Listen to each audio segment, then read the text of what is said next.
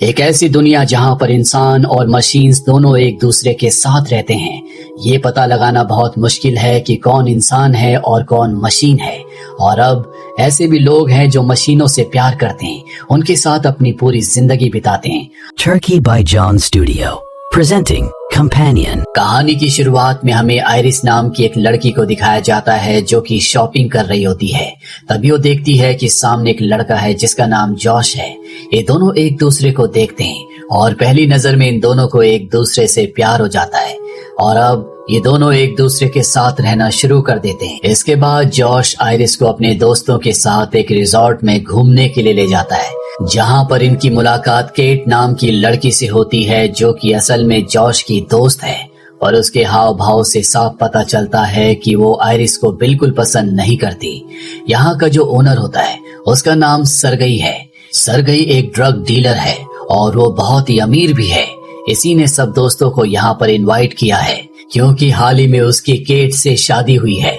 यहाँ पर एली और पैट्रिक नाम के दो लड़कों को दिखाया जाता है जो असल में कपल है। अब रात को इस सब के सब डांस करते हैं, गाना गाते हैं, बहुत एंजॉय करते हैं। अगली सुबह जब आयरिस उठती है तो जॉश से कहती है कि चलो झील के पास चलते हैं। जॉश कहता है कि तुम चलो, मैं नहाकर थोड़ी देर में आता हूँ। अब आयरिस अकेली ही झील के किनारे पहुंच जाती है, जहाँ का नजारा बहुत ही सुंदर और पीसफुल होता है। तभी उसे अपने पॉकेट में एक चाकू मिलता है और वो सोचती है कि ये चाकू उसके पास कैसे आया। तभी वहाँ पर रिजॉर्ट का जो ओनर होता है जिसका नाम सरगई है वो आ जाता है। वो तुरंत अपना चाकू छुपा लेती है, फिर वहाँ से जाने लगती है। सरगई उसे रुकने के लिए कहता है क्योंकि वो अकेला यहाँ पर बोर हो जाएगा। आयरिस मना नहीं कर पाती। सरगई कहता है कि मेरी बैग पर लोशन लगा दो। आयरिस थोड़ा अनकंफर्टेबल फील करते हुए लोशन लगा रही होती है। तभी सरगई उसका हाथ पकड़ लेता है, उसे अपने करीब खींच लेता है। आयरिस बार बार कहती है कि प्लीज ऐसा मत करो, लेकिन सरगई उसकी बात नहीं मानता और अब आयरिस एक बोतल से उसके सर पर वार कर देती है। वो गुस्से में आकर जबरदस्ती करना शुरू कर देता है। आयरिस बचने की कोशिश करती है क्योंकि उसने बहुत जोर से उसका गला दबा रखा होता है। तभी वो अपने पॉकेट से चाकू निकाल कर उस पर वार कर देती है, जिससे सरगई की मृत्यु हो जाती है। आयरिस खून में लथपथ होकर अपने दोस्तों के पास आती है और सब उसकी हालत देखकर घबरा जाते हैं। वो रोते हुए बताने लगती है कि सरगई ने अचानक मेरे साथ जबरदस्ती करना शुरू कर दिया था, इसीलिए मुझे उसे मारना पड़ा, पर मैंने जानबूझकर ऐसा नहीं किया। जॉश फौरन से कहता है शट डाउन हो जाओ और आयरिस एक मशीन की तरह स्विच ऑफ हो जाती है। फिर सब लोग आयरिस को कुर्सी से बांध देते हैं जैसे कि वो कोई खतरा बन चुकी हो। तभी एली आकर जॉश से पूछता है कि ये किसी की जान कैसे ले सकती है और उनकी बातों से एक शॉकिंग बात पता चलती है। आयरिस बिल्कुल इंसानों की तरह दिखने वाली एक रोबोट है जो जॉश की हर एक कमांड को फॉलो करती है। फिर जॉश एली को बाहर भेजकर इरिस को फिर से ऑन करता है। इरिस घबरा कर कहती है मैंने जानबूझकर नहीं मारा, वो मुझे जान से मारने की कोशिश कर रहा था। जॉश कहता है कि तुम्हें उसकी जान नहीं लेनी चाहिए थी, वो तुम्हें मार नहीं सकता था क्योंकि तुम एक रोबोट हो। आयरिस उसकी बात सुनकर हैरान हो जाती है और कहती है कि तुम ये क्या बोल रहे हो, मैं तुमसे प्यार करती हूँ और हमने बहुत सारे खूबसूरत पल एक साथ गुजारे। जॉश कहता है कि तुम सिर्फ एक प्रोग्राम हो और मेरे साथ जुड़ी तुम्हारी सारी यादें भी प्रोग्राम की गई हैं। कहानी यहाँ से फ्लैशबैक में जाती है और हमें वो दिन दिखाया जाता है जब हाईटेक रोबोटिक कंपनी वाले आयरिस को जॉश के घर लाए थे। उन्होंने कहा था कि आयरिस एक ह्यूमन लाइक रोबोट है और उसे इतने एडवांस तरीके से प्रोग्राम किया गया है कि उसे खुद भी नहीं पता चलेगा कि वो एक रोबोट है। और जब किसी इंसान के साथ उसे पेयर यानी कि जोड़ा जाएगा तो वो इमोशनली उसके साथ बहुत ज्यादा जुड़ जाएगी, वो उससे बहुत प्यार करेगी। कंपनी वाले जोश को आयरिस के बारे में सब कुछ समझा देते हैं कि कैसे वो अपने स्मार्टफोन से आयरिस को अपने कंफर्ट के मुताबिक कंट्रोल कर सकता है। फिर पेयरिंग प्रोसेस कंप्लीट हो जाने के बाद आयरिस बिल्कुल एक लाइफ पार्टनर की तरह जॉश के साथ रहने लग जाती है और उसे ऐसे सेट किया जाता है जिससे आयरिस को लगा कि वो जॉश के साथ कई साल बिता चुकी है, लेकिन असल में इन दोनों को कुछ ही हफ्ते एक दूसरे के साथ हुए हैं। रोबोटिक कंपनी ने प्लान के मुताबिक इन दोनों को एक शॉपिंग कॉम्प्लेक्स में मिलवाया था ताकि आयरिस की मेमोरी में फीड रहे कि ये दोनों नेचुरल तरीके से मिले हैं। अब कहानी प्रेजेंट में आती है जहाँ पर जॉश कहता है कि तुम्हारी आंखों से जो आंसू निकल रहे हैं वो पानी है, जो इमोशनल होने पर बाहर आने के लिए सेट किए गए हैं। आयरिस रोते हुए कहती है कि तुम कुछ भी कहो, फिर भी मैं तुमसे प्यार करती हूँ। उसी दौरान केट वहाँ पर आकर कहती है कि तुम अभी तक इससे बकवास क्यों कर रहे हो, इसे जल्दी शट डाउन करो। फिर जॉश केट को एक कमरे में ले जाता है और इनकी बातों से पता चलता है कि ये सब पहले से प्लान किया गया था। सरगई की मौत कोई हादसा नहीं, बल्कि जॉश और कैट ने मिलकर प्लान किया था ताकि उसे मरवा कर उसकी सारी प्रॉपर्टी और पैसा लेकर भाग सके। जॉश कहता है कि तुमने सरगई की वाइफ बनकर जिस तरह एक्टिंग की, इससे हमारा रास्ता साफ हो चुका है और अब रोबोटिक कंपनी के लोगों के आने से पहले मैं आयरिस को रीसेट कर दूंगा। वो सब कुछ भूल जाएगी और हम सारा इल्जाम उसी पर डाल देंगे। वहीं आयरिस समझ चुकी है कि ये उसे डिस्ट्रॉय कर देंगे, इसीलिए इनसे बचने के लिए किसी तरह से वो कुर्सी से गिरकर घिसटते हुए चाकू के करीब पहुंचती है और खुद को आजाद कर लेती है। तभी अचानक जॉश वहां जाता है। वो फौरन उसे मारकर बेहोश कर देती है और मौका मिलते ही जॉश का स्मार्टफोन लेकर सीधा जंगल की तरफ भाग जाती है। इधर एली को अब पूरा मामला समझ में आ चुका है। जॉश उसे बताता है कि चाकू आयरिस की जेब में उसी ने रखा था और सरगई के $100 मिलियन पाने के लिए ये सब कुछ उन्होंने प्लान किया था और अब कंपनी वालों के आने से पहले पेन ड्राइव के जरिए उसे मॉडिफाई करना पड़ेगा, पर सबसे पहले उसे पकड़ना होगा। इसके बाद ये एली के साथ सरगई की तिजोरी को खोलते हैं जहां सरगई ने $100 मिलियन रखे हैं। जॉश कहता है कि हम इसे 3 हिस्सों में बांटेंगे, लेकिन एली तुरंत कहता है कि 4 हिस्से होंगे क्योंकि उसका जो पार्टनर है पैट्रिक, उसे भी हिस्सा देना होगा। जॉश गुस्से में बोलता है नहीं, सिर्फ 3 हिस्से होंगे। ये सुनते एली पैट्रिक के पास जाकर उसे शट डाउन कर देता है, जिसका मतलब ये है कि पैट्रिक कोई इंसान नहीं, वो भी एक रोबोट है। असल में एली एक गे है और पैट्रिक बिल्कुल आयरिस की तरह किसी दूसरी कंपनी का रोबोट है जो एली के साथ पूरी तरह से लिंक्ड है। और अब केट एली को समझाती है कि $100 मिलियन में से $33 मिलियन तुम्हारे हो जाएंगे। बस आयरिस को ढूंढने में हमारी मदद करो, नहीं तो इस रिजॉर्ट में सिर्फ हम 3 ही इंसान हैं और पुलिस केस हो गया तो हम तीनों फंस जाएंगे। कुछ सोचने के बाद एली मान जाता है। तिजोरी के अंदर एक गन भी होती है जिसे वो अपने पास रख लेता है। फिर वो दोबारा से पैट्रिक को ऑन करने के बाद आयरिस को ढूंढने के लिए निकल जाता है। वहीं आयरिस को दिखाते हैं जो भागते हुए जंगल में काफी अंदर आ चुकी है। वहां वो जॉश के फोन को ऑन करती है, डिवाइस कंट्रोल में जाकर वॉइस कमांड ऑफ कर देती है और अपने सिस्टम के इंटेलिजेंस ऑप्शन को 40% से बढ़ाकर 100% कर देती है, जिसके बाद उसके अंदर सोचने की और भी ज्यादा शक्ति आ जाती है। यानी कि अब वो जो भी फैसले करेगी वो पहले से ज्यादा बेहतर होंगे। वहीं हमें उन चारों को दिखाया जाता है जो जंगल में पहुंच चुके हैं। जॉश के कहने पर वो दो की टीम में अलग अलग होकर जंगल में फैल जाते हैं ताकि आयरिस को जल्दी ढूंढ सके। कुछ देर बाद एली और पैट्रिक को देखते हैं। आयरिस एक पेड़ के पीछे छुप जाती है, वो दोनों उसे देख नहीं पाते। एली पैट्रिक को बताने लगता है कि जॉश और कैट ने पहले ही सरगई को मारने का प्लान बना रखा था और उन्होंने आयरिस को इसीलिए खरीदा ताकि उसका इस्तेमाल करके सरगई को मरवा सके। उन दोनों ने बहुत बड़ा क्राइम किया है और मजबूरन मुझे भी उनका साथ देना पड़ रहा है, पर तुम टेंशन मत लो, मैं जॉश की तरह नहीं हूँ, मैं तुमसे बहुत प्यार करता हूँ, हम दोनों हमेशा साथ रहेंगे। आयरिस ने छुपकर सारी बातें सुन ली है। जॉश की असलियत उसे समझ में आ चुकी है। तभी जॉश का फोन जो उसके पास होता है वो वाइब्रेट करने लगता है, जिससे एली समझ जाता है कि आयरिस यहीं पर है।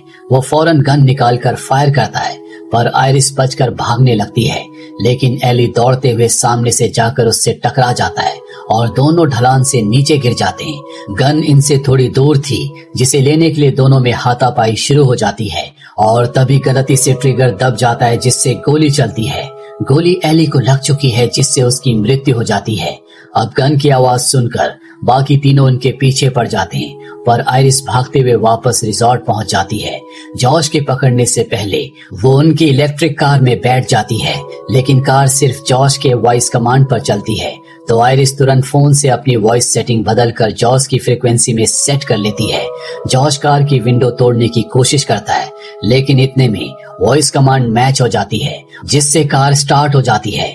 आयरिस कार लेकर वहां से निकल चुकी है। जॉश समझ चुका है कि आयरिस सब कुछ गड़बड़ कर देगी, इसीलिए अंदर आकर वो सरगई का फोन उठाता है और अपनी कार की चोरी की रिपोर्ट दर्ज करवा देता है।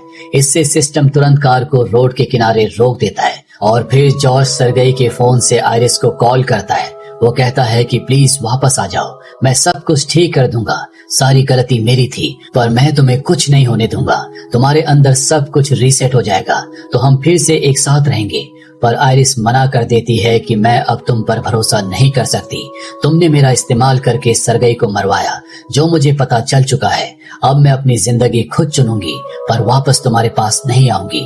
जॉश अब गुस्से और डर में एली के फोन को यूज करके पैट्रिक के अंदर मॉडिफिकेशन करता है। उसके एंगर मोड को वो 100% कर देता है और फिर एली के फिंगरप्रिंट से पैट्रिक को रिबूट कर देता है। इसके बाद पैट्रिक जैसे ही जॉश को स्कैन करता है तो दोनों के बीच वही लव लिंक क्रिएट हो जाता है जो पहले आयरिस और जॉश के बीच हुआ था। जॉश उसे मैनिपुलेट करता है कि आयरिस हमें आपस में लड़वा कर अलग करना चाहती है, इसीलिए तुम्हें जाकर उसे मेरे पास लाना होगा।